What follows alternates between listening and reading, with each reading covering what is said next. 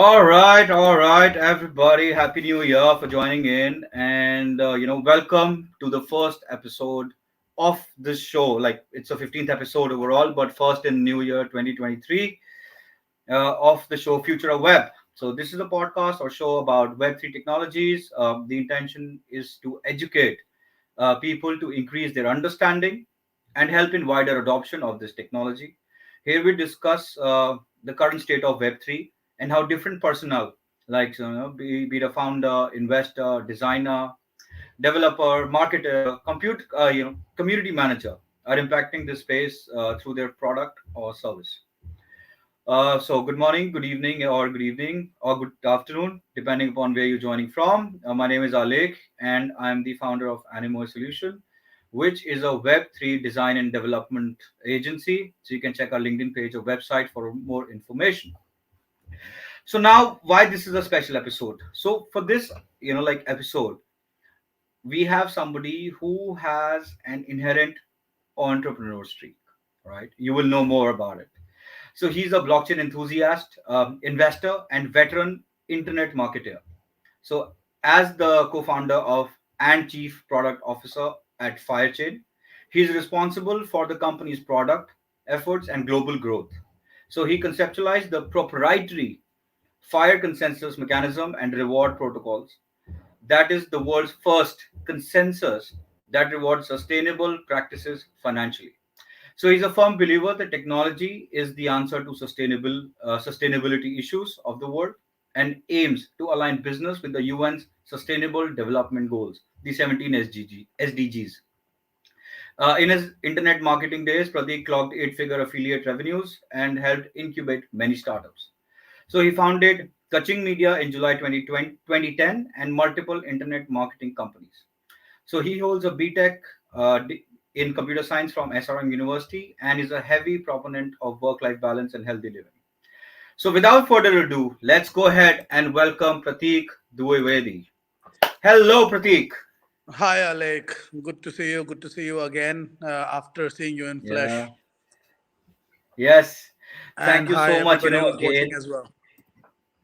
Yes. Thank you very much, viewers. And we're gonna have a fire of a show. Coincidentally, Pradeek is the co-founder of Firechain. As I said in my introduction, so he's a fantastic person, and I have to say thank Prateek. Like even after running such a huge company, it's a 105th unicorn in India. But so we just met once, and he agreed, to come on the show in one meeting. Like imagine how many people would have to, how many do that. So thank you again, Prateek, for that. Coming in. It's all good, man. It's all about the conversation that you have. You have a very good energy about yourself, and I like motivated people. So Uh, there's no point acting surprised. nice, nice. Yeah, cool. Thank you so much. All right, so let's go ahead. So normally, Pratik, I start with a surprise question. So the question to you is, what is it that gets you up every morning? Well, I've been figuring it out for a long, long time. At this moment in my life, so the answer is different every year. For the past 2 years, it's just making Fire the biggest company in the world, and we're not going to stop before that. So I mean, it's the fun part is that it's not something that gets me up, but that's it's something that keeps me absolutely awake all day, every day. So I barely, and this is something I talk about work-life balance a lot. Somehow in the past few months or a year or two, I have given up voluntarily on my sleep, from 6 to 8 hours to 4 hours to see this goal through. So what gets me up is to build Fire every single day. Fantastic. And I can see the fire in your voice, like giving up on sleep and, being fired up and still talking about, healthy living and a life balance for a lot of people. So that's fantastic. Right. So let's get to know you a little better. Like, okay, so we know a lot about, because you're in a public space. But so something you want to share about yourself, which you haven't shared with people, like a little secret that you can easily share. Uh, all right. One of my secrets is that I am semi addicted to playing FIFA. Okay. So anybody wants a game, I'm as long as I'm not um, engrossed in work, which I am these days, I am always up for a good old game of FIFA. So that's something that people really don't know outside my closed ones organizations. But um, see, I live pretty healthy. I don't drink. I don't do drugs. I don't do these things. Right. So Yeah. you're not going to be able to lure me with those things. But there's a very big possibility that you'll be able to lure me if you say that I play really good FIFA. Then I'll be like, all right, time to kick your ass. If I could. That's all right. So, so anybody who's watching who wants to, get in touch with Prateek, that's the fastest way to get through to Correct. him. Lure me with Being good PSG. at FIFA. Yeah. Yeah. Oh, PSG fan. Fantastic. I'm So not a you've got PSG to play, fan, right? but I mean, if you say that I take PSG in FIFA, then I'm gonna try to beat you by any other team because everybody takes PSG and tries to win. So Oh, that is cool. Fantastic. Nice, nice. Cool. So now let's move on. So what I've understood, like after doing a bit of research, is you've been an entrepreneur from the very beginning of your career. So you graduated and then you started different companies. So when did you really realize that this is what you wanted to do? I mean, I would love to give an answer that there was an epiphany, but this was more of a slow burn. I realized that I Hmm. was sort of, trading those. I don't know if how many of you grew up in India in the '90s, but there Hmm. used to be these tattoos that used to come with 1 rupee big babool things. There used to be WWE tattoos. And I figured out a shop that had, I mean, there's multiple stories like that. There's one of this. I figured out the shop that had really rare WWE tattoos, like really interesting designs. Like if you can, there were rare NFTs of that time, let's just say. So, Yeah. so I was able to figure out a shop that had those, and I was able to trade them for hundreds and hundreds of tattoos. So Hmm. that's kind of where I sort of this was really young in my life. It was like 7, 8 years old. Okay. That's kind of when I realized that I have a knack um, for trying to convince people of value when there is value. I mean, there's one thing having value and trying to showcase that value, and there's one thing trying to bullshit and pull value out of thin air. I think like the way I am when I see something, when I have something that has value, Hmm. it really is interesting and important for me to convey that value, and I think that's one of the most important things in sales, because Hmm. fake it till you make it only works until a certain point. Unless Yeah. you have inherent value in something, you won't be able to get behind it for a long time. So that's kind of when it happened, but it's always been like this. It's always been some sort of side hustle. In college when I was studying, there was some side hustle going on with with internet marketing, which I built it Uh-huh. into a career. So there was always something that I wanted to do. That was a Hmm. bit more less too tired, old in a sense. Hmm. And I've always had a knack for that. I believe, of course, I could. This is my version of myself. I could be a really bad salesman, and I wouldn't know that. But I've always had that. No, nice. That's good. So coming to the next part, like so you started, uh, your first company I think was called Kaching Media, right? So Yeah, I mean it's the a very first catchy big. name. Yeah. Yeah, correct. It is. Yeah. So tell us about that. Like how come that came into being? Well, I was when I was in college, I was traveling around, and I couldn't. The whole thing was for me to see the world because I really believe in exposure. I really believe in Hmm. getting out of your your fishbowl in a sense, getting out of Hmm. a comfort zone. So I was traveling around the world. The only issue being that I didn't have the funds to travel around the world. So Hmm. I started doing some gigs on Fiverr, trying to understand just whatever I could do to make money on the internet. And from there, I met. It's a really interesting story. It's a little bit. I mean, it's not absolutely not safe for work, but let's say that I was in a in a place somewhere in Cambodia, and I Hmm. met this guy who was jealous of this really beautiful Swedish girl I was hanging out with, and he started Okay. making fun. And I didn't have much money, so he started making fun of me because he was Hmm. quote unquote rich. And he's like, Mm-hmm. hey man, how much money do you make, and so on and so forth. And I'm like, man, I don't make any money. I just like, I'm just trying to get as much exposure as possible. Mm-hmm. So because he wanted to be with that girl, he wanted to show off. He said something that changed my life. Um, Wow. he said I made 1.5 million dollars in the internet in the past 6 months. And I was Wow. like, what?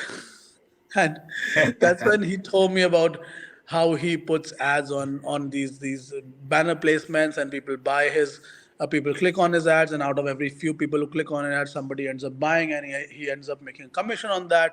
And he was selling Mm-hmm. thousands of those products and earning thousands of dollars every day in commission, and traveling the Mm-hmm. entire world on just credit card points. And that's when I sort of realized, man, this is what I wanted to do. Of course, it's easier said Mm-hmm. than done. Just It took me a long, long yeah. time to figure it out. It took me many iterations, losing a lot of money that I already didn't have. So that was that. But from there, long story short, in a few years, I became like quite a, I mean, I hate to use the word a big market or whatever, but we're clocking really good revenues. So we became quite a big company, and from that was the inception of Kaching Media. And the story behind Kaching is also really, really interesting, because we used to have these softwares to track our sales. And every time a Yeah. sale will come, Okay. the tracker is going to show that, all right, there's one more sale.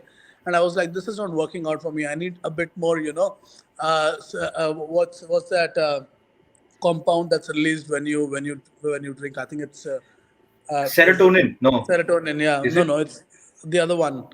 I'm it's on the top of Yeah. my tongue. Dopamine, right? Yeah, dopamine. Dopamine. Yeah. Yeah. Happy Yeah. hormone. Yeah. Dopamine. So I was like, I'm not getting No. enough dopamine release. I need more Yeah. dopamine release. So I hired a programmer. Actually, no, I wrote my other script on my own. To every time a sale would come, it would say Uh huh. kaching, like ching ching Okay. ching ching every time. Ting ting. Yeah. So it started with like I would literally wait on my computer waiting for kaching, and there'd be one or two every day. Then it became three, four, then it became eight, ten, hundreds, thousands. And it went kaching, Yeah. kaching, Nice. kaching, and that's how the whole kaching media thing came on.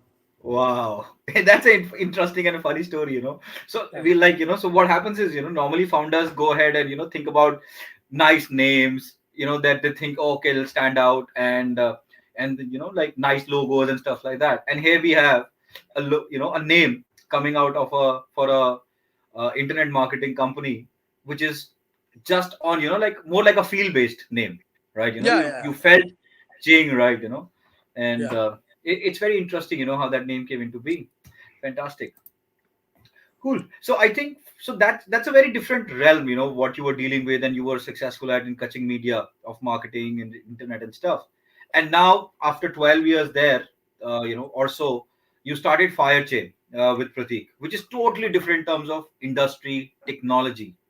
Like why this sudden shift? Obviously we can, from an entrepreneur point of view, you would like to do new things. But there has to be some thought behind it. Yeah, I mean, it looks pretty sudden, and in a way it is in terms of owning the company. But I have been tracking blockchain technology for a long, long time. I had a Mm-hmm. very close friend. Mm-hmm. She was into blockchain back in 2011, 12, like in really, really early days. Oh, And that's i really early. heard that i heard that word from her, and I never Mm-hmm. really paid attention to it. And then Mm-hmm. I'm a very curious person, so I would always like go to Tor and look at like what's happening on the dark web, and who's doing what, and so on and so forth. So I ended up Mm-hmm. on this random page where somebody was taking money in Bitcoin. And Okay. I remember thinking, like, Bitcoin, I've never heard of that, because I don't know if you guys know, but anything dubious back in the day used to be something called Liberty Reserve. Um, PayPal was the more, corporate option, and libertarianism is when you're trying to pay somebody, shady. And Oh, okay. and Liberty Reserve shut down. So I think that's when they started Bitcoin, accepting Bitcoin. So I remember doing like, okay, Bitcoin, I've heard of that from this girl before, but I didn't pay attention. Then again, when I Uh-huh. was bored, like a couple of months later, 2 3 months later, I was bored. I saw it again on dark web, and I was like, Bitcoin again? What is this?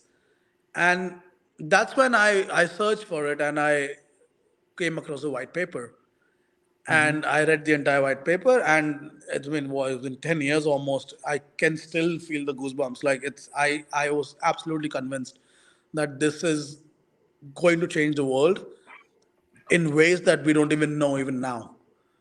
Yeah. So that's when I started tracking. I bought my first Bitcoin, was like single digits, let's just say, and Uh-huh. uh, and from there I've been very closely following most of the good projects. So I've always been in the industry. I've always been in contact with people who are developers, builders, investors, and so on and so forth.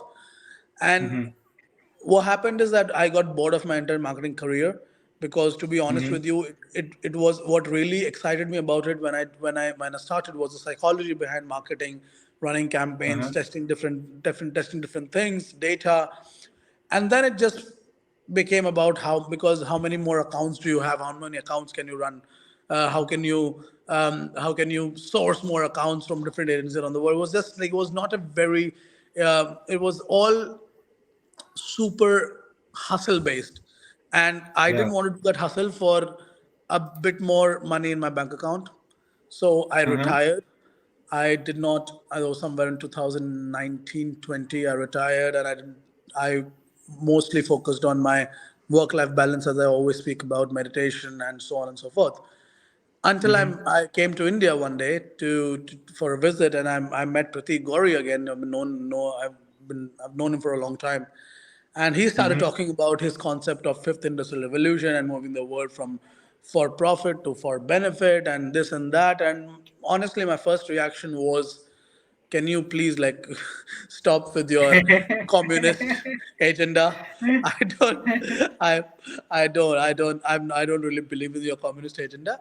But that was because Uh-huh. I was not able to, in one conversation, grasp everything that he was saying. He was not necessarily talking about non-profit. He was talking of for Mm-hmm. benefit, which is For starkly benefit, yeah. different. It sounds similar, but it's starkly different, because it says that you can make money while doing more good. In fact, the only way to make more money would be doing more good. More and good, uh, yeah.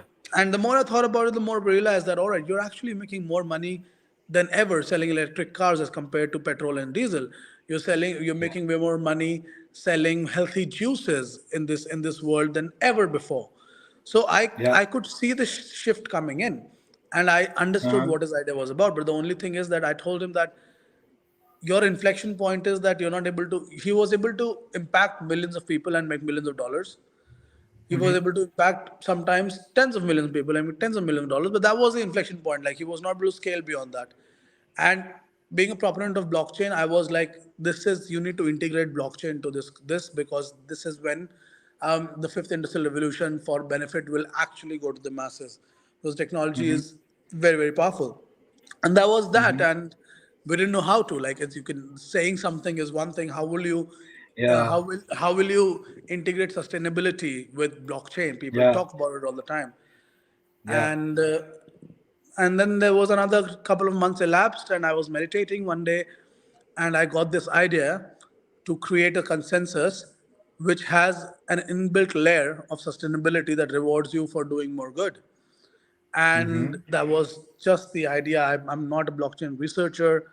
I didn't know if this was possible. So Gauri and I set out to find people who are smarter than us. We strongly believe Mm-hmm. that's how you build a successful company. You work with people who are smarter than you. And Absolutely. they initially were like, wow, I don't know if this can be done or not, but it's a great idea. And Mm-hmm. in 6 8 months, hiring researchers, PhDs, and all, we came up with the first white paper and proof of benefit, proof of fire consensus. Yes. So that's fantastic. So my next question is, how does that work? Like, if you can share now, because you already released the test net. So maybe you want to talk about that. Like, I know the idea behind it is being sustainable, which is very important. And you are Yeah. promoting these 17 SDGs, like few of these 17 SDGs. So which is fantastic. But how? Like, like we would want to know, how does that really work? Yes. So I'm assuming that your audience is quote unquote um, crypto literate enough to understand consensus, or do you want me to explain consensus? Yeah, I'm sure, like most of us are from the crypto world. And even if not, Right. like the idea is for people from Web 2, how they would understand and ask questions after it. So even Okay. if people Correct. don't understand, Right. like you can reach out to us, or write a comment, and then we would be happy to answer. Perfect. So basically, consensus is the heart of the block of any blockchain. Every single Yeah. transaction goes through consensus. What we have right now is two. There's many iterations, but majorly there's proof of work and some variation of proof of stake. Proof of work Hmm. has a problem that we all talk about: environmental issues and things getting more and more expensive, wastage, so on and so forth.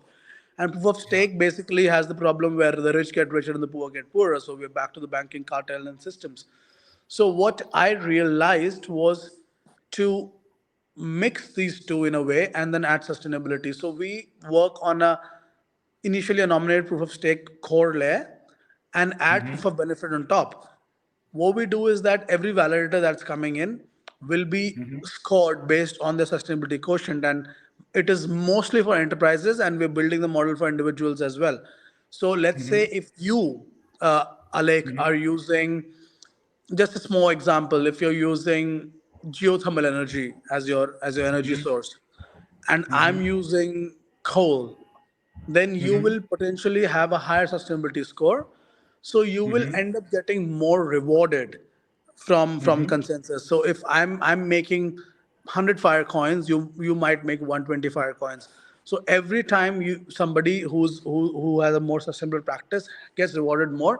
Since you're mathematically getting rewarded for sustainable practices, it brings the entire world slowly but surely towards sustainability, because I strongly believe that you will only be able to um, go beyond sustainability as only a buzzword when you Hmm. financially start incentivizing it. You can start and stop saying sustainable, sustainable, sustainable as long as you want, but until people have a financial benefit, and there's nothing wrong with it, people are Yeah. not going to take notice. So we figured out a way to financially reward people for Hmm. following sustainable practices.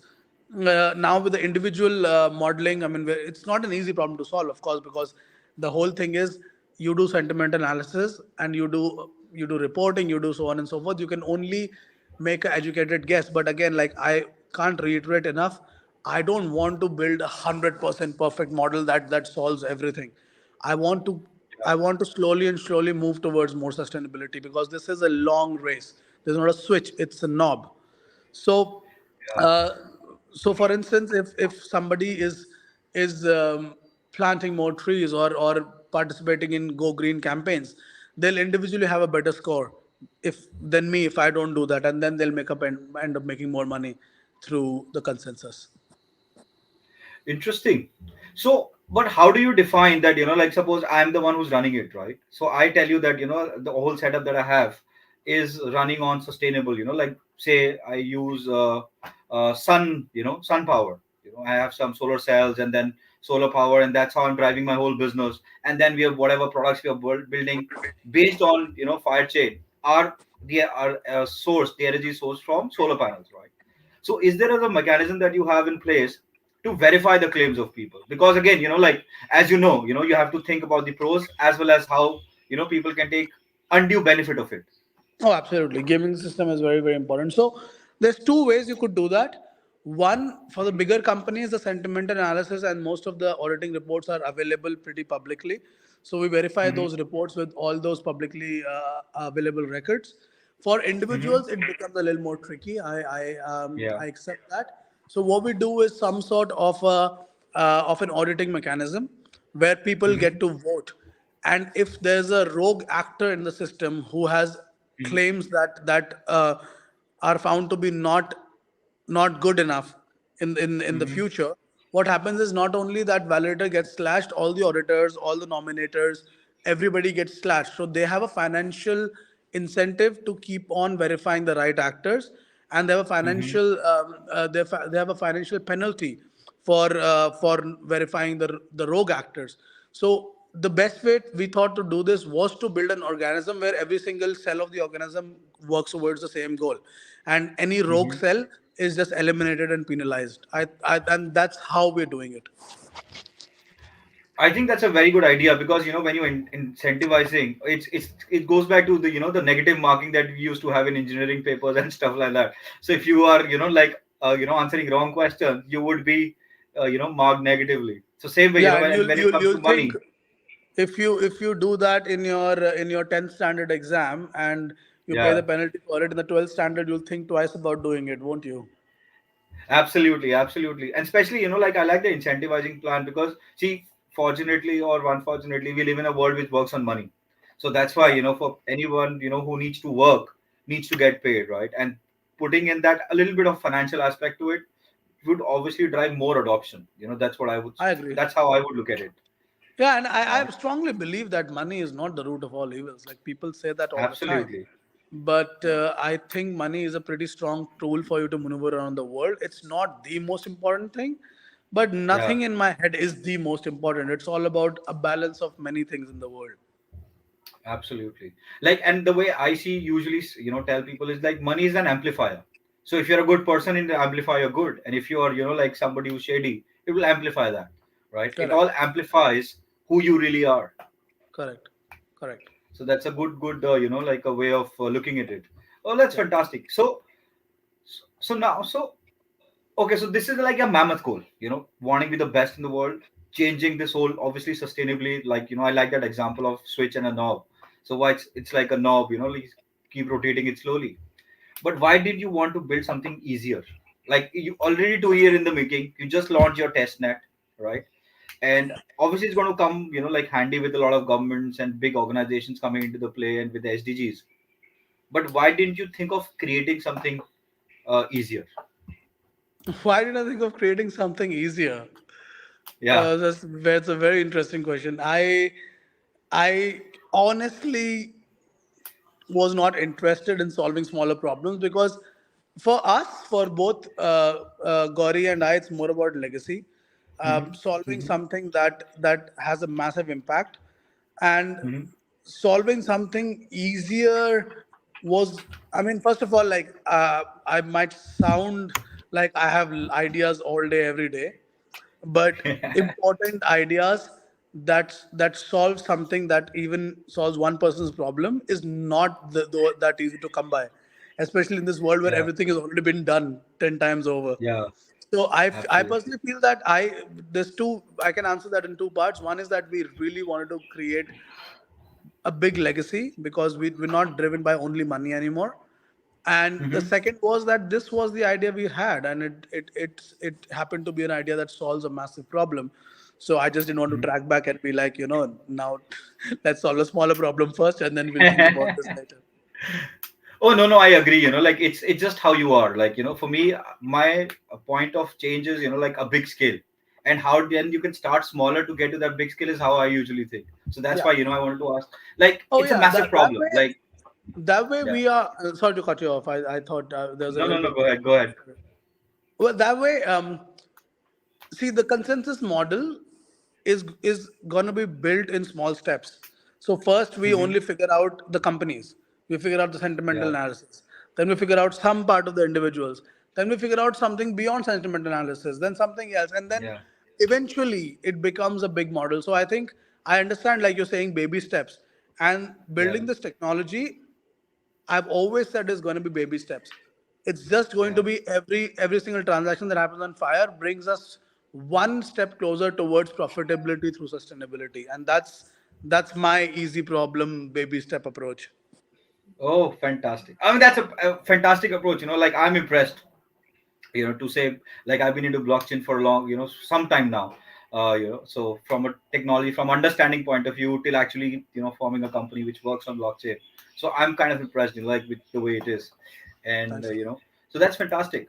But again, coming back to your initial days, who started writing the code? I know you said, you got some PhDs to do some research, but who started writing the code initially? Like you, Prateek, or somebody else The you have? white paper was me. I mean, I hold a computer science degree, so I understand and Yeah. I can code pretty okay.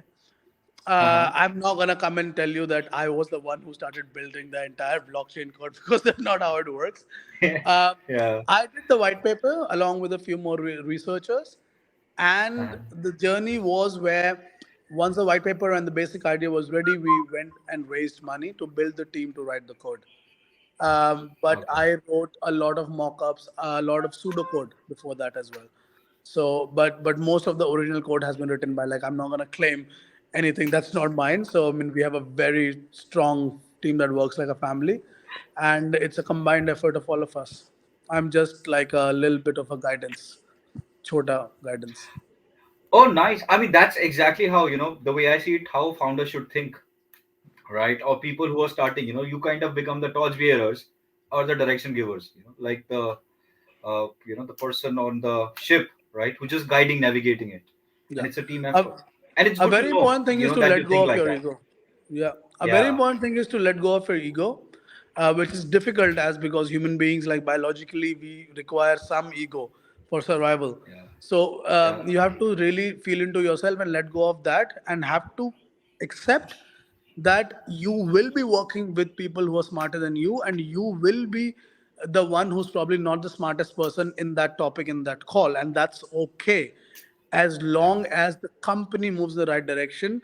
I do not really care. I want to be the dumbest person in the room so that I can learn way more, and that's how I work with my people. That I just we just add and add more and more people who are more specialized in this particular field and smarter, as I said.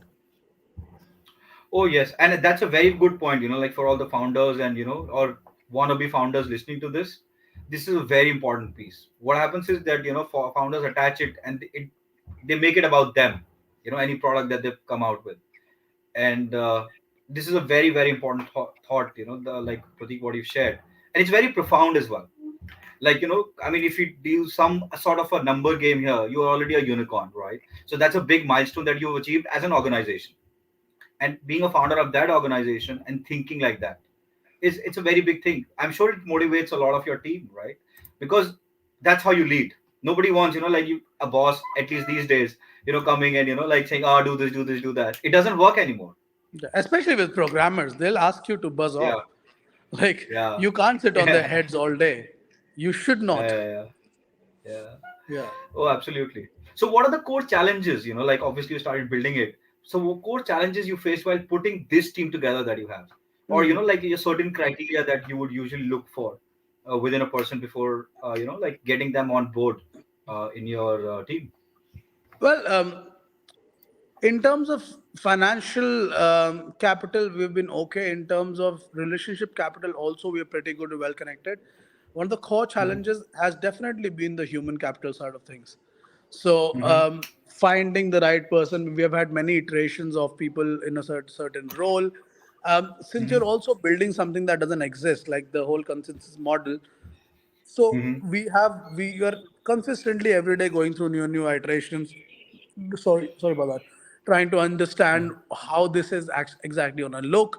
Sometimes the imposter kingdom syndrome kicks in, where like, am I really building what I set out to build, or is something else, and so on and so forth. So the challenges are more in terms of defining what we're building because it doesn't exist, but at the Mm-hmm. same time, uh, doing more and more iterations, you just come to more and more clarity. So Yeah. 1 year ago, I always gauge the success of an organization based on how much clarity the team and the founders have. And if Yeah. I compare myself to where we were a year ago, we have way more clarity on the roadmap on what we're actually building. And that I think is Mm-hmm. a very strong defining factor for a company where um, something that doesn't exist, it's still clearly defined in our heads.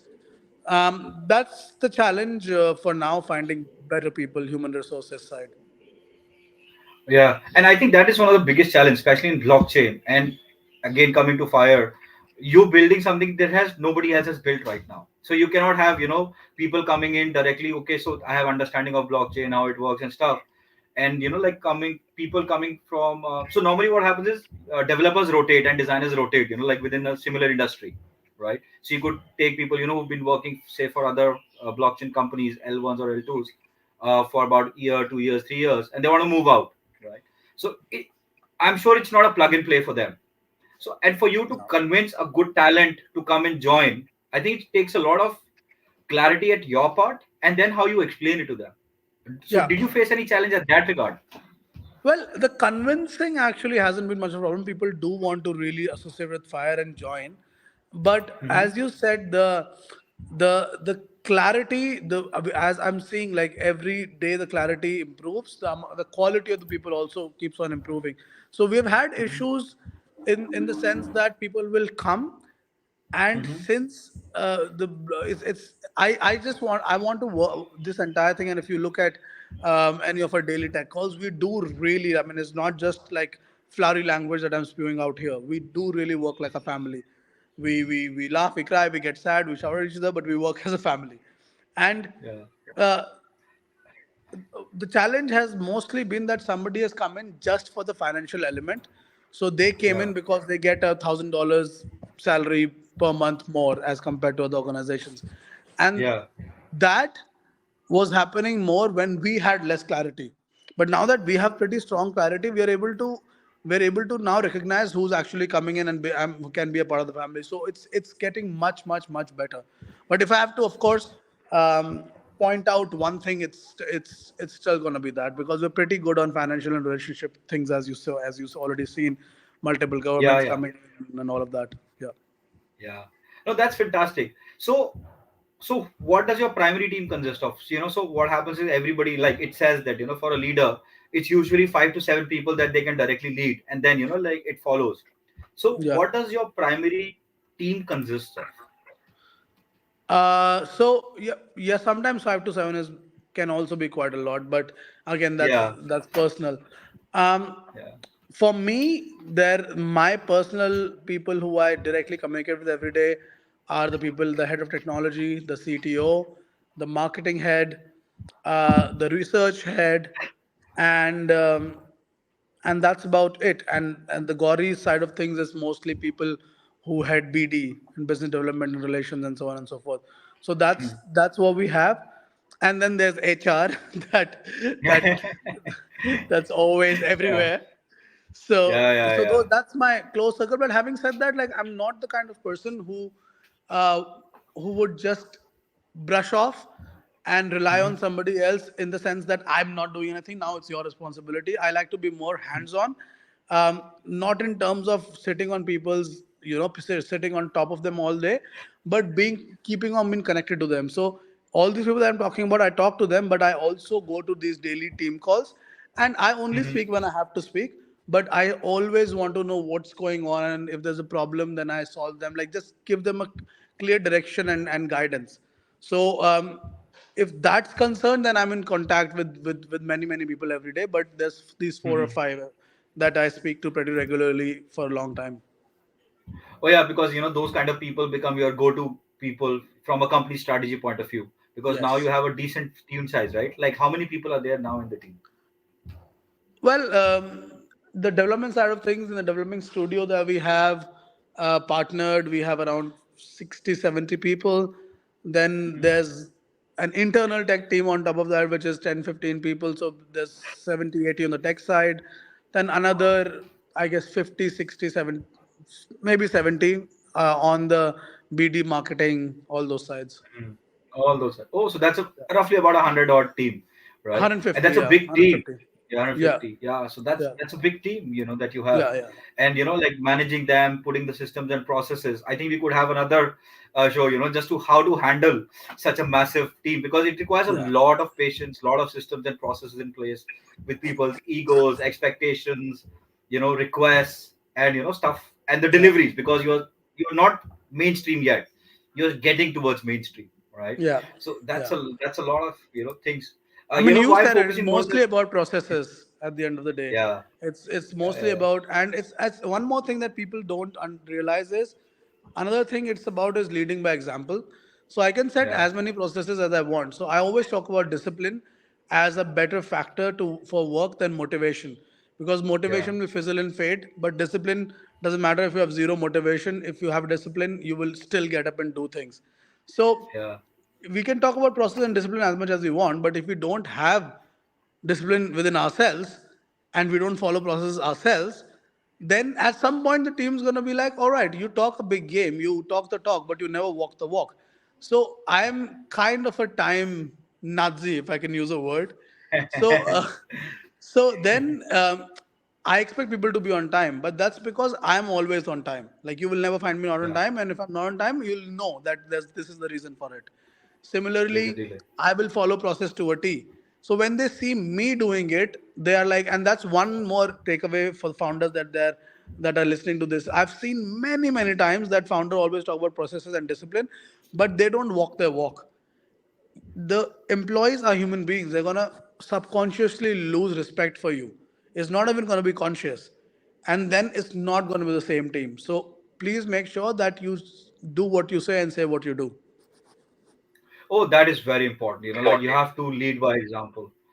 So just doesn't work any other way right now, and that's a big challenge. Like, and that's where the challenge is. Like it all kind of intertwines.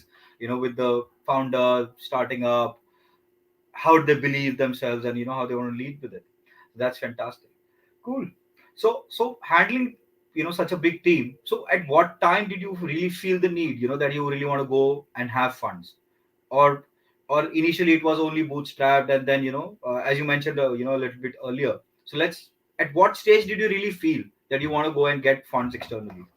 Right I after think the once white we were ready with paper, the or white after building paper, something? yeah, it was Yeah. Okay. bootstrapped until we got the researchers in. That was all us. Once the white Mm-hmm. paper was ready, the technology was more or less defined, and a little bit of Uh-huh. pseudocode was ready. That's when we realized that all right, this is a good enough idea for us to see if people want to invest in it. And to be honest, like this is, I'm being 100% candid. Gauri and I thought that if we raise 1 million, it's a great achievement. We'll go to Dubai and work really hard. And Wow. cut to the next month, we raised 21 million. Wow, man. I mean, that's a 21, or I don't know how many X's of growth that is. And from a mindset point of view, I can imagine the amount of elation you must have felt, between you and Gauri, within yourself. Like, okay, we're building a phenomenal product, which we thought was a little smaller, in terms of scale, right? Because when the external people like VCs or funders, or, whoever, they will not invest till the time they see a lot of value in what you're building, right? So, I mean, that must have opened up your mind a lot, right? Like, wow, Oh, man, we are onto big something. time. I mean, one of the biggest joys in life, Yeah, as far as I'm concerned, is to create something that has value in one more people's head. Just one person. If I yeah, can create something that has value in one person's head, that's already yeah, massive for me. yeah, And then when I realized that it has value in so many people's head, I was like, wow, this is it. yeah, It really. I mean, I guess at the cost of repeating myself, like I still get goosebumps. Like, how is this? yeah, How did this happen? yeah. And I think that puts a lot of responsibility on you too, as the people, like, because now you have so many people trusting with you with so much of amount of money, right? And then, like taking it out, and now you have people within the team. So I mean, tells a lot about, like you two as the founders and how you're building the team, right? Yeah, yeah, Cool. yeah. So, You have, yeah, please carry on. no, I'm just saying, like, so now, so let's go to the next step, like the business aspect of it. So you are already talking to a few governments, right, within India, outside. So at what time do you see this going mainstream? Like fire chain on mainstream as a mainstream blockchain. I feel the government piece is important, and it's always going to be Yeah. important. That's sort of a differentiating factor. Government's Fortune Hmm. 500 sustainability, Hmm. but I still think that's a catalyst. At the end Hmm. of the day, it is everyday people coming and building their apps on us, their apps on us. Yeah. That's where Yeah. it's gonna get mainstream. I I have a magic number. Don't ask me where I pulled it out of, but Yeah. I want 1,000 apps in the first year of launch, and if that Okay. happens, I would consider it as semi mainstream, because then you can grow exponentially. But to answer your question in abstract, I would say it's mainstream when people think it's a real it's a the fire chain is a real option to be building your DApp, when they go and shop for layer one blockchains, like all the great projects that I still have a lot of respect for, Ethereum, Yeah. Solana, whatnot. If fire chain is Yeah. also a realistic option and stands along with them, that's when I believe it will be mainstream. Fantastic. I think that's a very good vision. And with sustainability, I think, that it, I think it might just be a little easier to convince people, like, because everybody wants sustainability, sustainable, not as a buzzword, but in real life, because Right. buzzwords don't help solve environmental problems, right? It's the Correct. actual Correct. effort that you do which will solve you. Cool. Correct.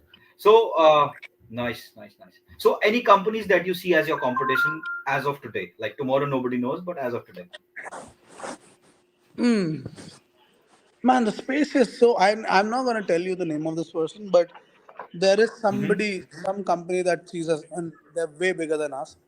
There's a company Mm-hmm. that sees a competition, and I met the founder the other day, and I was like, man, like the space, the penetration is single digits in the world. Do we Uh-huh. really think that you and I are a competition right now? Because maybe the blockchain that's going to exist is not even conceptualized yet. So let's Yeah. make sure that we make sure to propagate the industry forward rather than being like, okay, no, this is we have to shut this down. So I don't, I until the space is saturated, and I've seen this before in internet marketing. When I started, it was really early days, and people Mm-hmm. worried about competition. I never worried about it. I partnered with everybody, and I did really well. And 10-15 years later, I can now see some saturation in internet marketing, especially the things that I was doing. And Mm-hmm. there's an element of competition.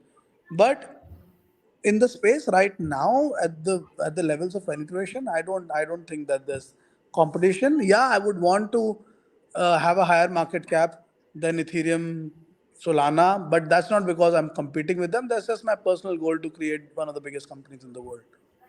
Yeah.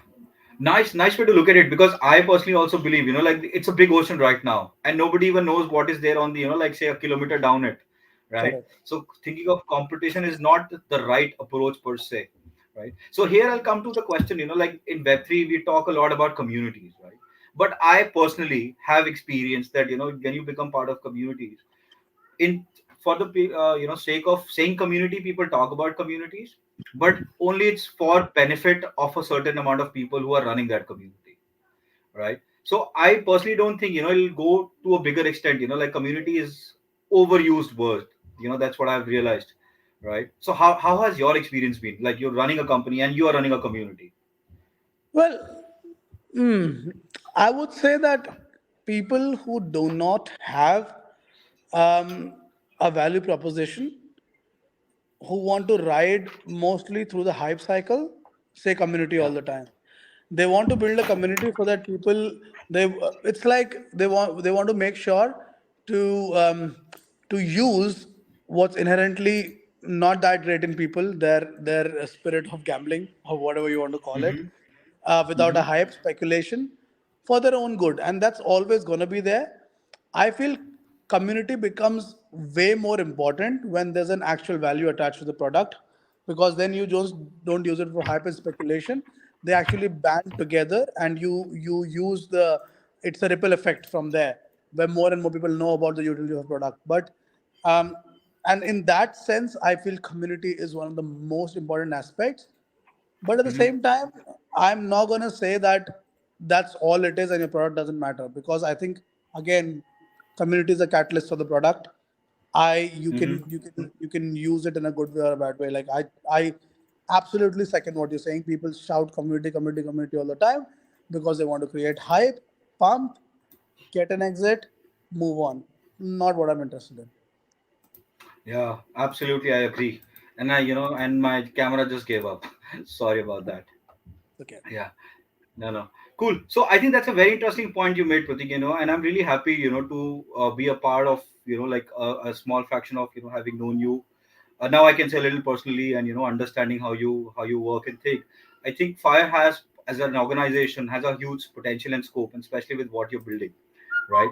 So, so, so then so we are pretty much at the end. I want to be mindful of your time, and thank you again for doing it from your. I know you're on a holiday, but so thank you again.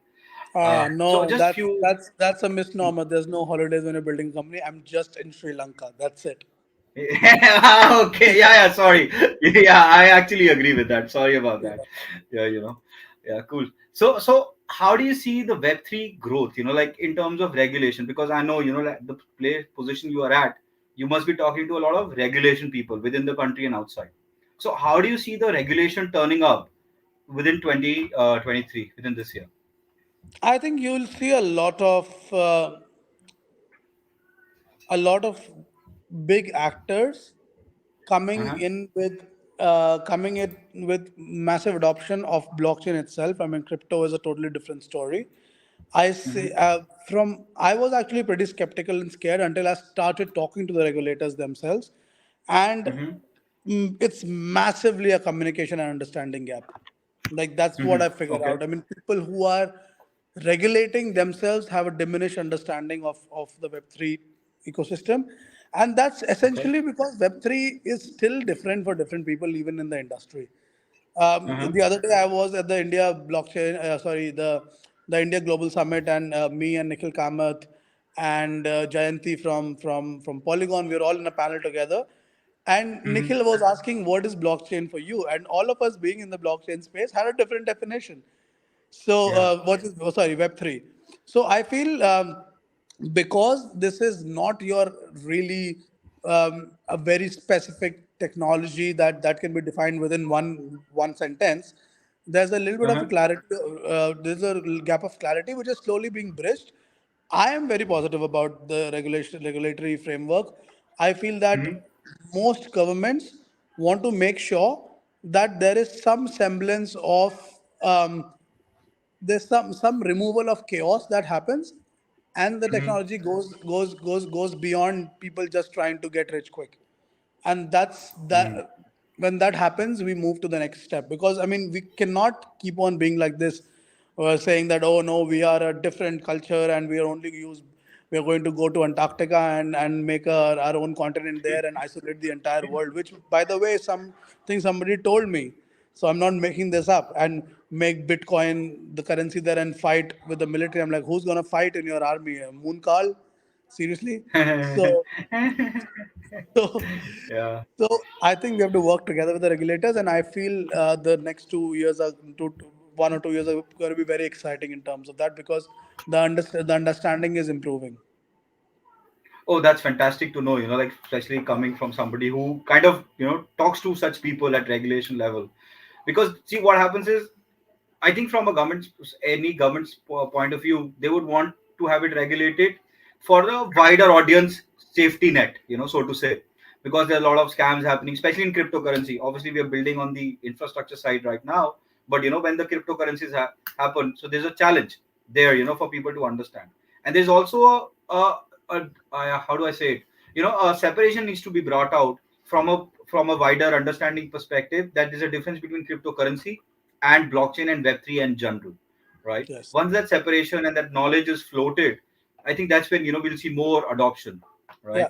that separation is you hit the nail on the head. Like that's where it lies, and that's what's getting better with time. And of course, there are people who have a specific agenda within the government. Every now and then, you'll have rogue actors, and I'm not going to sit here and say that governments don't want control. But having said that, um, it's okay to have a semi-decentralized world. Like I'm Yeah, also not a proponent of like everything is decentralized, you're able to murder anybody and pay through Bitcoin. Like that's also not until doesn't. we figure out the best model to do that. A semi decentralized world is still a really great step forward. Yeah, and I think regulation will also play as a safety net for a lot of people, to give them comfort. Hi, yeah, like we are regulated, we can go to somebody, and there's somebody to help us in terms of need. Yeah, and it'll increase adoption massively. Yeah, absolutely, Yeah. absolutely. Cool, cool, Prateek. I think just last two, like yes or no questions that I usually ask, all my guests. I want to ask you tons of things, but being mindful of your time. So, okay, so you've already said that like the outlook for Web3 growth is positive. So that's already have the answer. So, how are you looking at the Web3 and its future? Like like growth positive, yes, but what are the steps that you see that people can start getting into it? What are the steps? How are the steps? Just like one simple thing, whenever you look at it from Web3 is let's keep Web3 separate. Look Hmm. at the utilities of the things that are coming in. Stay Hmm. away from speculation, stay away from Hmm. bubbles, really get into what people are building, because I just have a straight anomaly through the to the .com and that sort of space, and I know it's an overused anomaly, but people speculated all day there, and a lot of people got destroyed, but then people also believed in technologies like the Amazon and the Googles that were solving a Yeah. real world problem, and those companies still exist. So look at people who are trying to really build and solve, and keep on following them, and you'll be able to understand speculation through it anyway. Just don't try to understand speculation. That's the best way to get into it, to understand what it's going to do for the entire world, not just what it's going to do for your Binance account. Because if you understand a technology that's going to do something good for the entire world, it'll be good for your Binance account as well. Absolutely. I think you summed it really nicely. So last question, how are you as Firechain as an organization helping, other builders like through grants, through support, funding, knowledge sharing? So how are you helping? If anybody wants to Multiple get ways. in, like Yeah, we have fire incubation, wherein of course we have the grants and all of that, but we also have a pretty big development studio. So a lot of times founders get funds and don't really know how to build teams, how they don't have the right relationship capital, which we're very strong at. They don't have the right Mhm. access to developers and so on and so forth. So for the right projects, we want to give a 360 sort of an approach where we will put in the missing piece. Doesn't matter what it is. Sometimes it's funding, sometimes it's bringing in more development talent, sometimes it's actually connecting you to the right person who can get you to the GTM target market and so on and so forth. So we are looking at it as less of a grant program, but more of a 360 degrees incubation approach. And Oh, of cool. course, where you're doing hackathons and bounty program and everything that other blockchains do, that's already there. But I want to make sure that great ideas get everything that they need, including like marketing support. So we don't have a mainnet yet, but we've done pretty well with the marketing. It is just how it is. Our marketing team works well to showcase the things that we have done, and that again Fantastic. is a black spot sometimes. It's because people are not able to showcase their wins properly, and that's some that messaging is very important. And I also want to help projects to try to do that. So a very well-rounded approach is what we're trying to do. Oh, fantastic. So there you have it, people who want to build something. Prateek has already shared how Firechain as an organization helping, you, and it's not only about the money part, it's also the intellect, the contacts, there's a lot of, you just need to give a fantastic use case and, it can definitely help you out. Yeah, please fill the Cool, Prateek. incubation I form, think, and yeah, yeah, yeah. maybe we'll put it somewhere on YouTube or something. But please, if you have a great idea, get in touch, fill the incubation form, and we will make sure that you get whatever you need for your idea to become reality, like ours did, Fan- basically. Oh, absolutely. It's like paying it forward as well. So Yeah, cool. Thank you so much, Prateek. And like I am truly, like humbled and thankful to you for coming and doing this. I had tons of welcome. fun talking about like with you a lot of things, and there's other things which I want to know, which we'll probably catch up offline once you're Over back. a But game of yeah, FIFA. so yeah, over a game of FIFA. Yes, thank you so much, man. Perfect. Thank you so Thanks a much, lot. viewers, for joining in. Have a happy New Year. Have a great week. Let me just thank you. Bye bye. Let me just end the broadcast.